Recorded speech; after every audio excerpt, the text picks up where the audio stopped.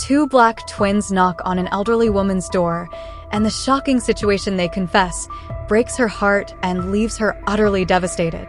Beatrice was sitting in her favorite chair, by the window overlooking the garden, her skillful hands moving automatically as she knitted a gray woolen scarf.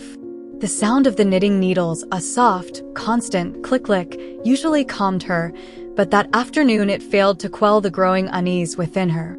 Since the new family had moved into the house next door, something had changed in her routine, a sense of discomfort she couldn't shake. Through the window, she watched her new neighbor's house. There was no visible activity, but in the past few nights, something in the air disturbed her. She had heard muffled, almost stifled screams, as if someone was arguing or maybe something worse. Could it just be the imagination of an old woman living alone since her husband's death? That question had tormented her in the last few days, but the sudden silence that followed those sounds made her doubt her sanity. Dusk painted the sky orange when the doorbell snapped her out of her thoughts. Beatrice placed the needles on her lap and stood up slowly, her knees creaking slightly, reminding her of her age. She walked cautiously to the door. She wasn't expecting visitors. Who could it be at this hour? When she opened the door, she found two girls standing on the threshold. They were identical, with dark hair cascading over their shoulders, but their faces showed a mix of fear and distress that made her frown. She knew who they were. They were the twins who lived next door, Mia and Maya. "Can I help you with something?" Beatrice asked, her voice a bit firmer than she felt. The girls didn't say anything at first. They looked at each other, as if debating internally whether to speak or not. Finally, it was Mia, the slightly taller one by just a few centimeters, who broke the silence. "Can we come in, please?" Her voice was low, almost a whisper. Beatrice hesitated for a second, but the look in the girls' eyes convinced her. She opened the door fully and let them in. She led them to the living room, where she invited them to sit on the couch in front of the unlit fireplace. The girls looked out of place, as if they had arrived at a temporary refuge in the middle of a storm. "Where's your mother?" Beatrice asked as she served 2 cups of tea. She knew that Laura, the girl's mother, was a reserved woman who hardly ever left the house since they moved in, but she never imagined something truly worrying. Mia and Maya exchanged nervous glances again. This time, it was Maya who spoke. "She's with Tomas," she said, her gaze fixed on the floor. "He's not our father." Beatrice felt a small chill run down her spine. Something in the girl's tone made her realize that this wasn't a simple statement. There was more, something deep and dark behind those words. "Who is Tomas then?" Beatrice asked, trying to sound calm, though inside, her heart had started to beat faster. Mia clenched her hands in her lap. Beatrice noticed how her knuckles turned white. "He came a few months ago," Mia replied, her voice trembling. Mom was happy at first because he promised everything would be fine, but then things changed. Maya interrupted, almost desperate. "Mom's not the same anymore. Tomas, he has her locked in the basement." Her words tumbled out, and immediately tears began to stream down her face. Mia took her hand, as if that small gesture could offer some kind of comfort. Beatrice felt the air in the room grow heavy. Locked in the basement? What kind of monster would do such a thing? But then a doubt crossed her mind. They could just be confused children, or maybe exaggerating. "Girls, that sounds very serious." Beatrice leaned toward them, her voice soft but serious. "If what you're saying is true, we need to call the police." Both girls shook their heads in unison. "No!" Mia exclaimed, her eyes filled with terror. "If you call the police, Tomas will hurt us or Mom. He said if we talked, he would punish us." Beatrice felt a wave of despair rise in her chest. What could she do? On the one hand, she had to protect these girls and their mother, but how could she confront a man like Tomas if he already had so much control over the situation? The silence stretched long. Beatrice looked at the girls and saw in their faces a mix of fear and hopelessness that shouldn't be in anyone's eyes, let alone such young girls. Her hands trembled slightly as she recalled how, years ago, she had faced her own tragedy when her husband fell ill and died. She had felt that same helplessness, the inability to change the inevitable. But this was different. Here, something could be done. Something had to be done. "I'm going to help you," she said finally, her voice stronger than she expected. "But we need a plan. We can't let Tomas keep doing this." The twins looked at her with a mixture of surprise and relief. It was as if, for the first time in a long time, someone had heard their silent cries for help. The clock in the living room read 8 in the evening. Outside, the sun had already set, and darkness enveloped Beatrice's house and that of her neighbors. From the window, Beatrice looked toward Laura and Tomas' house and knew that, though she was terrified, she couldn't sit idly by. The girls, still afraid, nodded slowly. Now, everything was in the hands of a woman who, at 80 years old, never thought she'd face something so sinister again. The tea cooled in the cups as the first spark of courage was born in Beatrice's heart. Beatrice couldn't sleep that night. After Mia and Maya left, the silence in her house felt oppressive, as if the girls' words had filled the air with an invisible but palpable tension. She sat on her bed, wrapped in her robe, staring at the window that faced the house next door. The garden lamp barely lit the outer walls, but everything was engulfed in an unsettling calm. Too calm, she thought. She got up and walked to the window, carefully parting the curtains. From there, she tried to spot any movement, something to confirm or deny the girls' words. But the house was as silent as ever. There were no noises, no shadows moving inside. It seemed normal. Yet the feeling in her chest wouldn't go away. The idea that Laura could be locked in the basement, as the girls had said, was unbearable, and Beatrice knew that, even though there were no screams that night, it didn't mean there was no danger. The next morning, Beatrice decided to step out of her house and take a walk around the neighborhood, hoping that the daylight would clear her mind. The sun filtered through the leaves of the trees, and some people were walking their dogs or chatting in the distance. Everything seemed normal, but Beatrice couldn't shake the feeling that something sinister was happening very close to her. As she returned, just as she passed in front of the neighbor's house, she saw Tomas walking out the front door. Her stomach churned immediately. Tomas didn't seem to notice her at first. He was walking with his head down, hands in his pockets, but then he looked up and saw her. For an instant, their eyes met. There was something disturbing in his expression, a sort of smile that didn't reach his eyes. "Good morning, Mrs. Beatrice," he said with a politeness that sounded forced. Beatrice tried to remain calm, though inside she felt her whole body trembling. "Good morning, Tomas," she responded, trying to sound casual. "Everything okay around here?" Tomas walked up to the fence that separated the two houses, resting one hand on the top. He was a man of average height, but his presence was intimidating. There was something about him that radiated control, as if the world around him belonged to him. "Perfectly fine," he said with a smile that didn't reach his eyes. Sometimes children imagine things, you know how they are at that age. Beatrice felt a lump in her throat. Had he heard something? Did he know what the twins had told her? "Imagine things," she asked, trying to maintain the tone of an innocent conversation. "Yes, fantasies, stories." Tomas shrugged. They loved to tell tales of monsters and haunted houses. Children's stuff. Tomas' smile widened, but Beatrice got the feeling it wasn't a friendly smile but a veiled warning. He knew. Somehow, he knew that Mia and Maya had told her something. Beatrice felt a chill run down her spine. "Well, hope they're all right," Beatrice said, uncomfortable. She was about to turn and head back home, but then something stopped her. "Of course. Laura's fine, too," Tomas added with a tone that was almost casual, but just emphatic enough for Beatrice to get the message. He was marking his territory.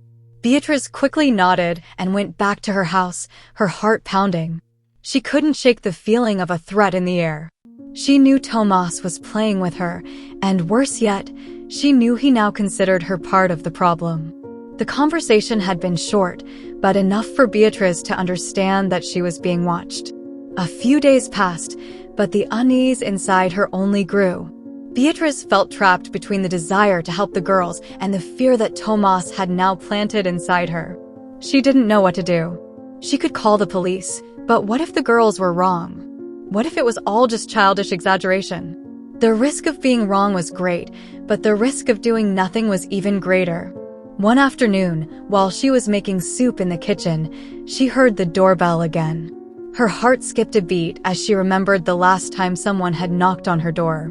This time, when she opened it, she found Laura, the twins' mother, standing in front of her.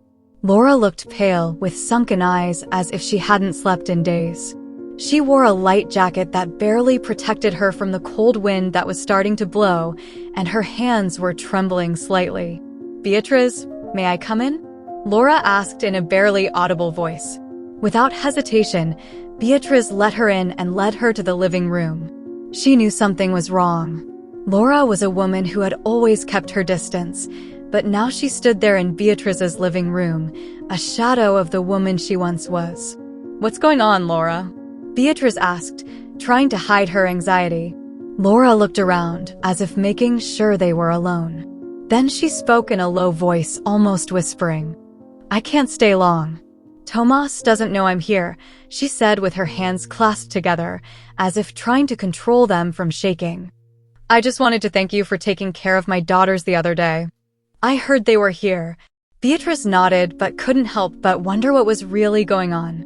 Laura seemed nervous, as if she were afraid someone was listening. "Of course, they're lovely girls. But, Laura, I have to ask you something," Beatrice said, leaning forward slightly. "Are you okay? Are the girls okay? What's really happening in your house?" Laura took a few seconds to respond. Her eyes filled with tears, but she quickly wiped them away with the back of her hand. "Everything's fine, Beatrice. Don't worry about us," she said, though her voice trembled. Beatrice knew Laura was lying. Everything about her body language, her anguished eyes, told her the opposite. But before she could press further, Laura stood up quickly. "I have to go. Tomas will be home soon, and he can't know I was here. Just, please, don't say anything," Laura pleaded, her tone more a request than a warning. Beatrice watched her leave, feeling a consuming sense of helplessness. She knew Laura was trapped, and that both she and the girls were living under the control of a manipulative and dangerous man. But what could she do? If she called the police without proof, everything could get worse. That night, as darkness covered the house and the wind howled outside, Beatrice made a decision. She couldn't stand by any longer. Laura's words echoed in her mind, but so did the muffled screams she had heard on previous nights, the terrified eyes of the twins, and the feeling that something terrible was happening right next to her home. She needed to act, but she would do so carefully. The first step would be to learn more about Tomas. Beatrice knew that if there was something in his past that could help her understand what was happening, she would find it. And that search would begin the next day. She headed to bed, knowing that the decision she had just made would change her life, but also the lives of the girls and Laura. Beatrice woke up early the next morning, before dawn, with a clarity of purpose she hadn't felt in a long time. The unease from the previous night had pushed her to make a decision. She had to investigate more about Tomas.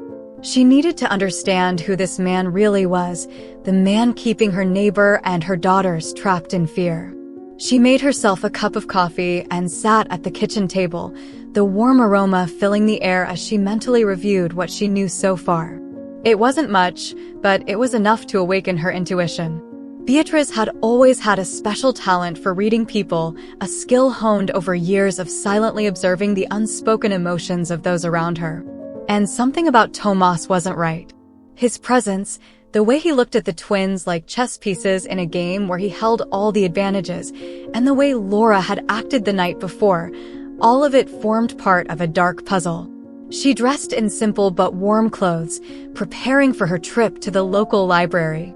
She knew the best way to start was to look through the newspaper archives, the local records. If Tomas had a shady past, there would surely be some clue in the records. She walked to the library, her bag slung over her shoulder, trying to ignore the growing worry in her chest. She knew that what she was about to discover could change everything. Once at the library, she greeted Marta, the longtime librarian she had known for years. Marta gave her a curious look when Beatrice asked for access to old newspaper archives. Looking for something in particular, Beatrice? Marta asked as she guided her to a room filled with shelves and microfilm. Just researching a few things, Beatrice replied, trying to sound casual. I'm looking for information on a man named Tomas. I'm not sure of his last name, but he moved into the neighborhood a few months ago. I think he lived in this town many years ago. Marta raised an eyebrow, surprised, but didn't ask any more questions. She showed her how to access the archives and left her alone. Beatrice began combing through headlines from past years, one after the other, searching for any mention of Tomas. For hours, she found nothing. Frustration was starting to set in when, finally, something caught her attention. It was an article from 10 years ago. The headline was cold and direct. Woman disappears under mysterious circumstances, husband under suspicion. When she read the name in the article, Beatrice's heart skipped a beat. The suspect was Tomas Velasco. It was him. With trembling hands, she read the story. The woman, Sarah Velasco, had disappeared from her home suddenly. Neighbors described her as a quiet but kind person who had married Tomas a few years earlier. Rumors had circulated about problems in the marriage, but no formal complaints were ever made. Tomas had been questioned, but due to a lack of conclusive evidence, the case remained unsolved, and Tomas eventually moved away from the town.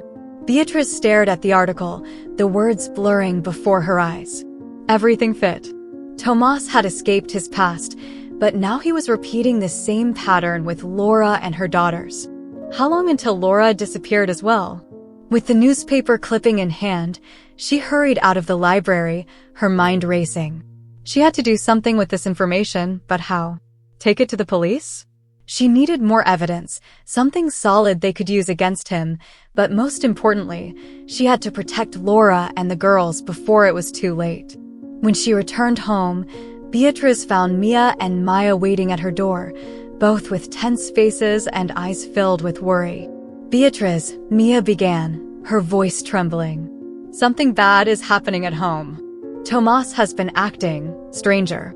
Beatrice quickly let them in. She offered them something to eat, though the girls barely touched the food she served. Tomas has been talking to Mom, Maya continued, her voice breaking with anxiety. He says he wants us to move again. Mom doesn't want to, but he says she has to. And Mom is so scared. Beatrice felt the weight of the girls' desperation, the same fear Laura had conveyed to her that afternoon. Everything was happening much faster than she had anticipated. If Tomas was planning to move, it meant he might be preparing for his next move. Perhaps his next strike. Listen, Beatrice said, trying to keep her calm, we need to do something, but we have to be careful. We can't confront Tomas directly, not without proof. I want you to tell me immediately if you see or hear anything else strange. We need to be smart, okay? The girls nodded, though the fear in their eyes didn't fade. They knew the danger was real, and the worst part was that they couldn't count on their mother to defend them. Laura was as trapped as they were, a prisoner of the fear and control Tomas held over her life. Later that night, Beatrice sat on her bed, the newspaper clipping in hand. She knew this was only the beginning. She had uncovered something, but it wasn't enough. She needed to get more information, and she needed to do it quickly. If she didn't act soon, Tomas might get away with it again. And this time, there might be no way to save Laura. Then she remembered something Mia had said days before. Mom is locked in the basement. Beatrice knew that basement held something. If she could get into it, maybe she would find the evidence she needed to stop Tomas. But she couldn't do it alone. The next day, Beatrice decided to do something that terrified her, but that she knew was necessary. She called an old friend, Jorge, a retired detective who had worked with her late husband on the police force. Jorge was a man of principles and owed Beatrice a few favors. After all, she had cared for his sick wife for months before she passed away. Jorge, I need your help, Beatrice said when he answered the phone. What's going on, Beatrice? Jorge asked, his tone concerned. It's a long story, but I think something very bad is happening with my neighbors. I have evidence that the man living there was a suspect in his first wife's disappearance. And now I'm afraid for the woman and the girls living with him." There was a pause on the other end of the line. Jorge had been a good cop, but he also knew he couldn't act without concrete evidence. "I'm going to need something more solid, Beatriz," he finally replied. "We can't just accuse someone without proof. But I can help you investigate. Tell me what you have in mind." Beatriz took a deep breath. She knew she was about to embark on a dangerous path. But for Laura, for Mia and Maya, she had no choice. "I need to get into that basement, Jorge. I think that's where the evidence we need is." The conversation was interrupted by a tense silence before Jorge, in a grave voice, agreed to the plan. "All right, Beatriz. But be careful." Beatriz spent most of the night awake, thinking about what she was about to do. She knew entering the house next door was risky, but she felt there was no other option. The constant fear in Mia and Maya's eyes, Laura's silent anguish, and the fact that Tomas was planning a possible move gave her a sense of urgency. Time was running out, and with each passing day, Tomas could disappear, taking Laura and the girls with him, or worse. At dawn, Beatriz sat with a cup of coffee, watching as the morning light filtered through the curtains. Outside, the world went on as usual, but she was enveloped in a tension that made her feel like she was living in a parallel reality. Her mind kept returning to Jorge's words, the warning in his voice, "Be careful." She knew he was worried about her, but she also knew she had to go on. After hours of anxiety, she finally made her decision. By midday, she walked to Jorge's house. When she arrived, he greeted her with a serious expression. He had been a detective for many years, and even though he was retired, his instincts were still sharp. He knew what they were about to do required caution. "I've been thinking about your plan, Beatriz," Jorge said as he invited her to sit in his small living room. "This won't be easy. If we want to get into that house, we need to do it in a way that doesn't raise suspicion." Beatriz nodded, nervous but determined. "I know. I don't want to do anything that puts Laura and the girls in danger, but if we don't act soon, Tomas could take them away. Or something worse." Jorge looked at her gravely. "I've done some digging on my own," he said. "I talked to a few old contacts in the police. Tomas Velasco is a slippery man. He was never formally charged for the disappearance of his first wife, but everyone on the force believes he was involved. He got away due to lack of evidence, but he's always been on the authorities' radar." Beatriz felt a mixture of relief and fear. At least now she knew she wasn't exaggerating. The danger was real, and Tomas's threat was tangible. "So, what do we do?" Beatriz asked, her voice low but firm. Jorge leaned forward, his tone serious. "You're right, Beatriz. If Tomas is planning to move, he might be trying to disappear again. If he does, it could be too late. We need evidence, something to incriminate him once and for all. What you mentioned about the basement might be the key. If we can get in there and find something solid, we can take it to the police and make sure he doesn't escape this time." Beatriz nodded. She knew that was what they needed to do, but the idea of entering Tomas's house filled her with fear. What if they were caught? What if he retaliated? However, she knew she couldn't let fear paralyze her. Laura and the girls were counting on her, even if they didn't know it. Jorge planned carefully. He knew that to enter the house without raising suspicion, they would have to wait until Tomas wasn't there. Beatriz, with her clear view from her house, could watch his movements and make sure they chose the right moment. 2 days later, the opportunity finally came. Beatriz was watching from her window when she saw Tomas rush out of the house, get into his car, and drive toward the city center. Her heart started pounding, knowing this was the moment they had been waiting for. She called Jorge immediately. "He's gone," she whispered, as if afraid Tomas could hear her despite the distance. Now is the time. Jorge didn't take long to arrive. They moved quickly and quietly, knowing that any mistake could be fatal. When they reached Tomas's door, Jorge took out a small set of tools. He knew how to pick a lock without leaving a trace, a trick he'd learned during his years on the force. Beatriz watched, her hands trembling, as Jorge worked with precision. Finally, the door opened with a soft click, and they quickly stepped inside, closing the door behind them. The interior of the house was cold, with a heavy air that seemed to weigh them down. The silence was almost deafening. Beatrice had never been inside, but the atmosphere of the house made her feel uneasy.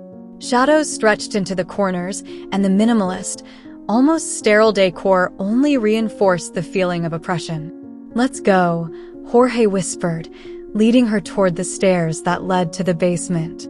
Beatrice felt her heart in her throat. Mia and Maya's words echoed in her mind. Mom is locked in the basement. She couldn't help but imagine what they might find down there. They descended slowly, each step creaking slightly under their feet. When they reached the bottom, Jorge turned on a small flashlight, and the light revealed a heavy door at the end of the hallway. It was the entrance to the basement. "This is it," Jorge said quietly. "Wait here, Beatrice. If there's anything inside, I'll find it." Beatrice nodded, unable to move. She felt the cold of the basement seeping into her bones. Jorge moved forward and skillfully opened the door. The creak of the wood echoed in the hallway, but what they found beyond was more unsettling than they had imagined. The basement was far from empty. There were shelves filled with boxes and documents, but what struck them the most was a series of videotapes. Jorge picked up one of the tapes, frowning. "What the hell is this?" he muttered as he examined one of the tapes, all labeled with dates spanning years. Wasting no time, they took the tapes and some documents they found back to Beatrice's living room. Jorge connected the camera to the TV and played the first tape. What they saw chilled them to the bone.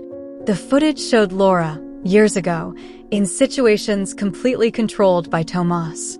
It was clear that he had been documenting every step of his manipulation, from their arguments to moments when Laura seemed utterly defeated.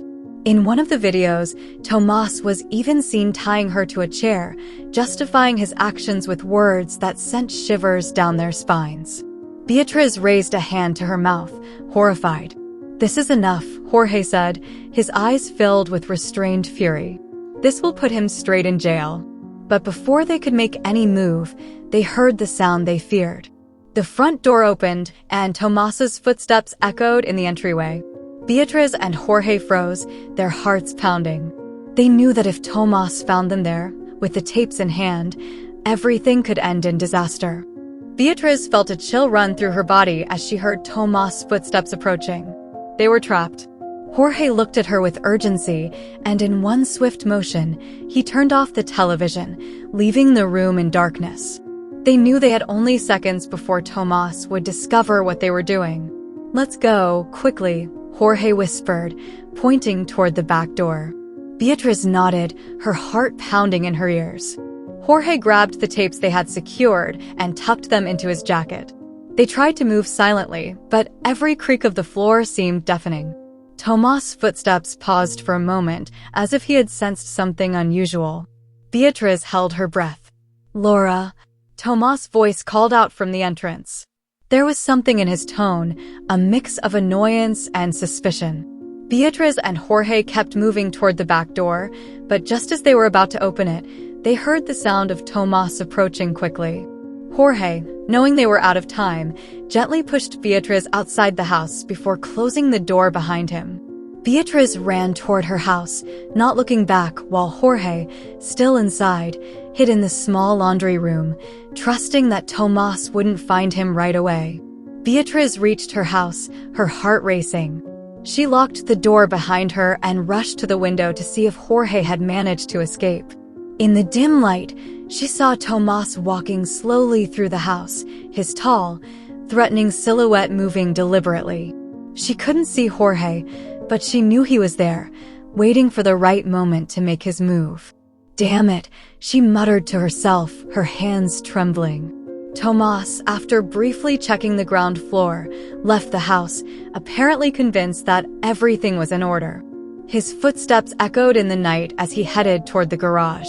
Beatrice knew she had to do something.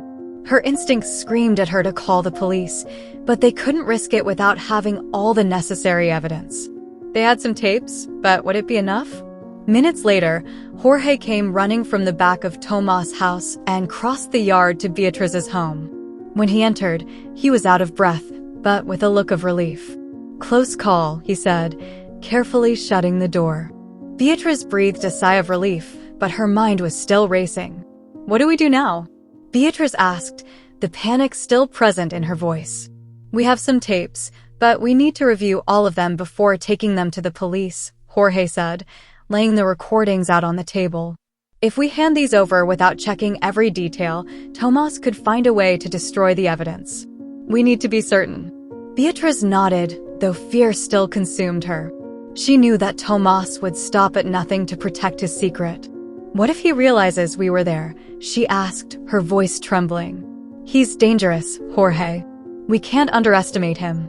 "I know," Jorge replied gravely, "but we need to be cautious. If we go to the police now, without something that directly incriminates him, he could manipulate the situation like he did before. He's clever, but we'll be smarter." They spent the next few hours reviewing the tapes. The tension in the air was palpable as each new image revealed the control Tomas had over Laura. In one of the recordings, it showed how he forced her to stay at home, isolated from the outside world, convincing her that no one would understand or help her. In another, the emotional abuse was more evident. He humiliated her, degraded her until Laura could barely look at herself in the mirror. It was like watching a woman slowly disappear before their eyes. "I can't believe this has been happening all this time," Beatrice said, feeling a deep sadness for Laura. "She must have been living in hell." Jorge nodded, pursing his lips. The evidence was damning, but something was still missing, something that could connect Tomas to the disappearance of his first wife. If they could make that connection, they wouldn't just save Laura and the girls, but they'd also ensure that Tomas wouldn't escape justice this time. "There's something missing here," Jorge said after hours of reviewing the tapes. "Something bigger. Do you remember the disappearance of Sarah, his first wife? If we find something that links him to that case, it'll be enough to put him away for life." Beatrice nodded, but she knew it wouldn't be easy. They needed to find something that tied these two dark moments in Tomas' life together. But what could it be? Something else in the basement? Something they hadn't seen in the recordings? Suddenly, Beatrice remembered something the twins had said during one of their visits. "Mia mentioned that there's a box Tomas keeps in the basement," she said, her voice filled with anticipation.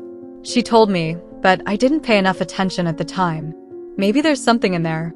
Jorge straightened, immediately understanding what this could mean. "It could be what we're looking for. Something he's hiding because he knows it incriminates him," he said, his mind working quickly.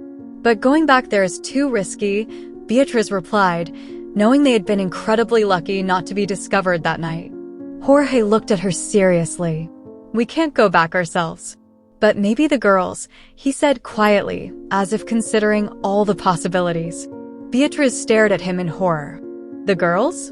We can't put them in danger, Jorge. They're just children." "I know, Beatrice, but if Mia or Maya know where that box is, they could help us. We won't ask them to do anything that puts them at risk. But if they can at least tell us where to look, we could have an advantage."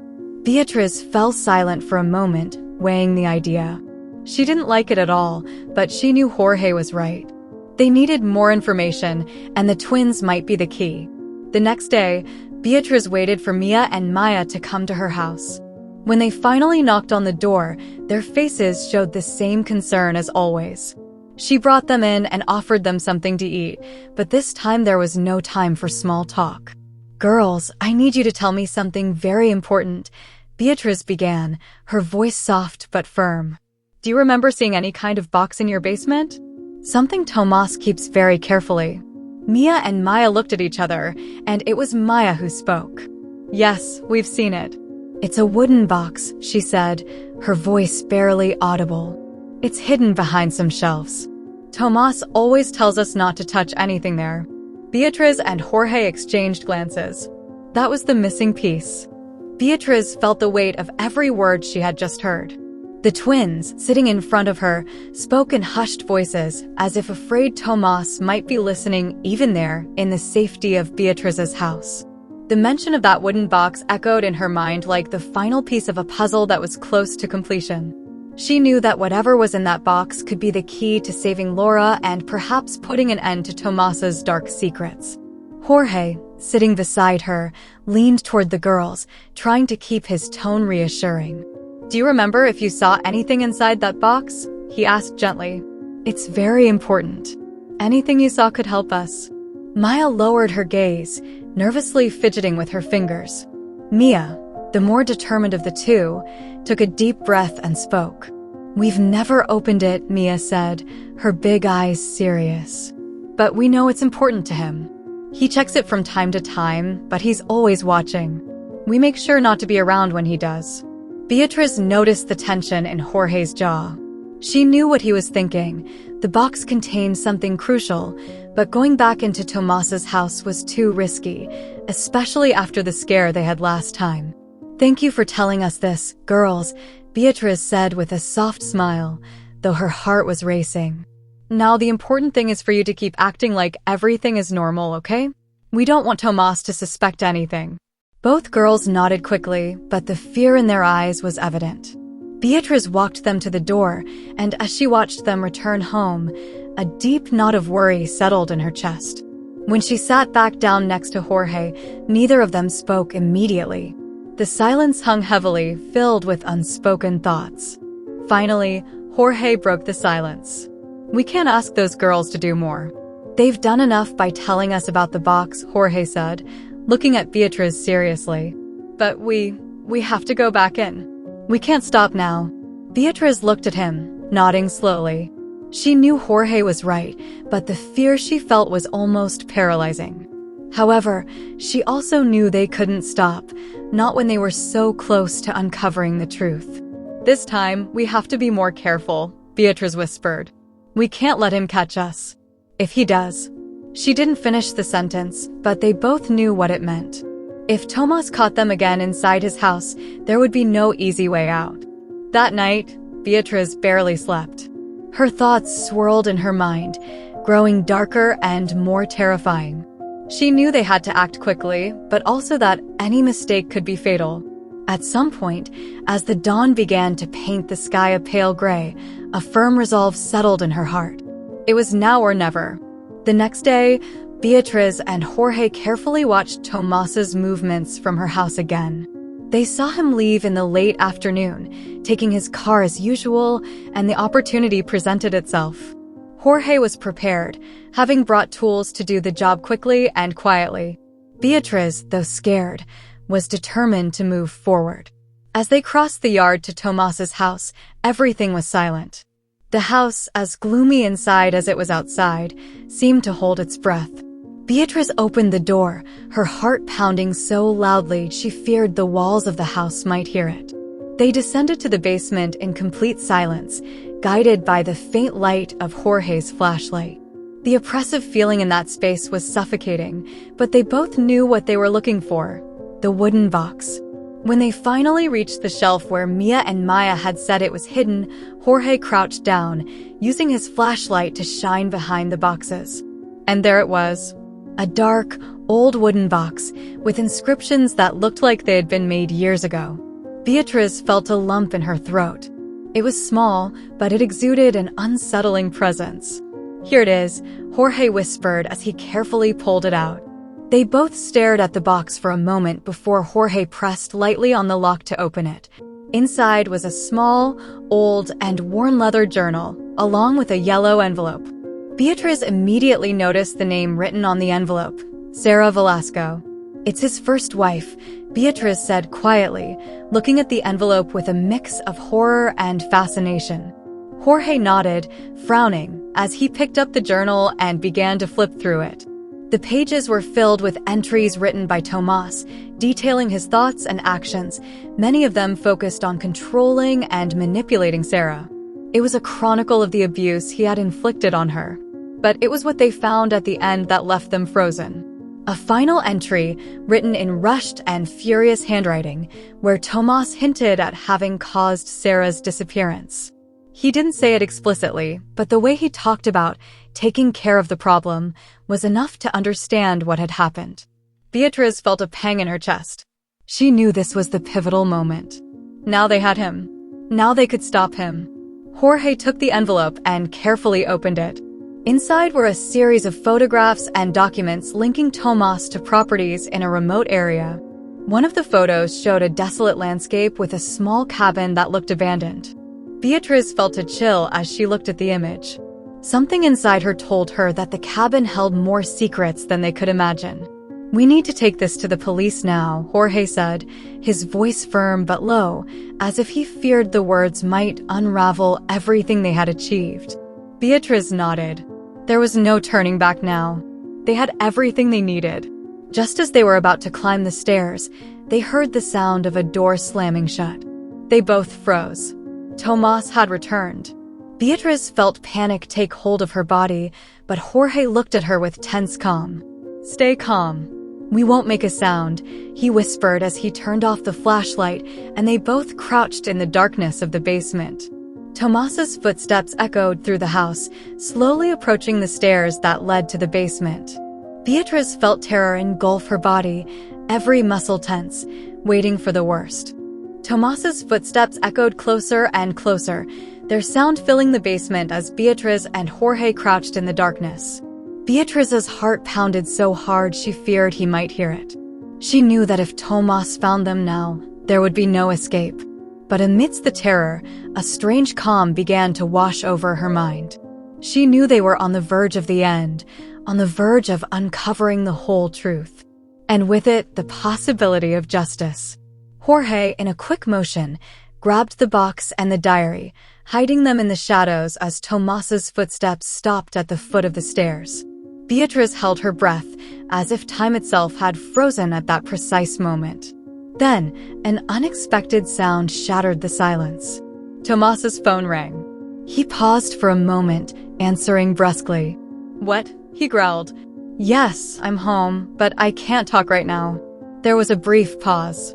"Fine. I'm on my way." And with those last whispered words, Tomas turned and left the basement, leaving the door wide open.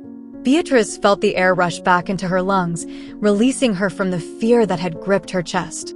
Jorge relaxed too, though his gaze remained fixed on the stairs, making sure Tomas had truly gone. "Let's go now," Jorge murmured. "We've got what we need." Beatriz nodded, and together they cautiously left the basement, making sure not to leave any trace of their presence. When they finally reached the safety of Beatriz's house, they both let out a sigh of relief. But they knew the work wasn't done yet. The most important part remained, delivering the evidence and ensuring that Tomas couldn't escape justice once again. The next day, Beatriz and Jorge brought the diary, the photographs, and the documents to the police station. The police, after reviewing the evidence, knew immediately that they had enough to open a formal investigation against Tomas. The diary, in particular, was crucial in linking him to the disappearance of Sarah, his first wife, and the videotapes revealed the psychological and physical abuse he had inflicted on Laura. For Beatriz, it was a moment of relief and sadness. Relief because she knew the girls and their mother would finally be safe, but sadness at the thought of all the pain Laura had suffered in silence, trapped in an invisible prison. The days that followed were a whirlwind of emotions. Tomas was arrested soon after, and the news swept through the neighborhood like a storm.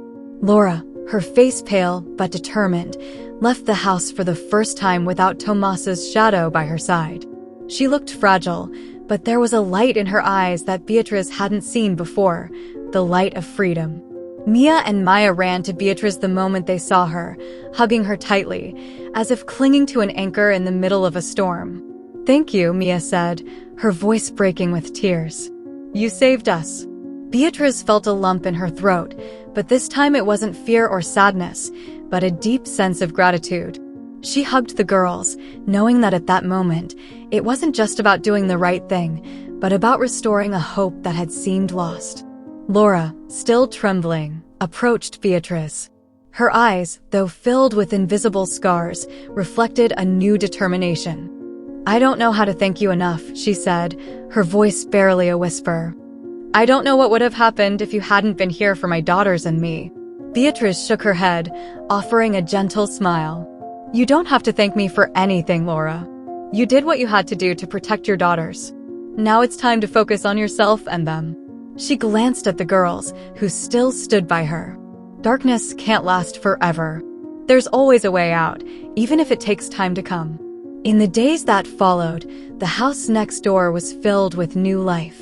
Laura, Mia, and Maya began rebuilding what Tomas had destroyed. They moved to a smaller but warmer, safer place. The girls' laughter began to be heard again in the neighborhood, and Laura, though still struggling with the memories of her past, was slowly regaining her independence and strength. From her garden, Beatriz often watched them. Her days returned to the peacefulness she had longed for, but this time with the satisfaction of knowing she had done something truly important. She had been part of someone else's story, and instead of just being a spectator of life, she had become the light that had guided Laura and her daughters toward a new chance. One afternoon, weeks after Tomas's arrest, Beatriz sat in her favorite chair, looking at the clear sky. The seasons were beginning to change, and the autumn breeze brought with it a sense of renewal. She knew the future would always be uncertain, but for the first time in a long while, she felt a deep peace. Mia and Maya appeared at her door again, this time with smiles instead of tears. They carried with them a small potted plant, a gift they carefully placed in Beatriz's hands. "We want you to plant this in your garden," Maya said, smiling. "So you'll always have something growing, just like our new life." Beatriz, moved, accepted the gift and hugged them tightly. She knew that life went on, and though she had witnessed a tragedy, she had also seen how courage and hope could bloom even in the darkest moments. As she planted the small plant in her garden, Beatriz reflected on everything that had happened. There were times when life seemed to crush us under the weight of fear, pain, and uncertainty. But even in those moments, there was always a spark of light, a chance to do good, to make a difference. The sun began to set, painting the sky in warm shades of orange and pink. Beatriz smiled to herself, knowing that in the end, she had found her place in the heart of a story she would never forget. What did you think of this story? Tell us in the comments what you would do in a similar situation. We invite you to like, subscribe to the channel, and share this video with your friends or family as a show of support. This motivates us to keep uploading exciting stories almost every day. Don't miss the next amazing narrative that's about to appear on your screen. We greatly appreciate having you here with us, and you can click on the links that are appearing on your screen right now. We have an exclusive selection of captivating stories and guaranteed entertainment just for you. See you in the next video. A big hug.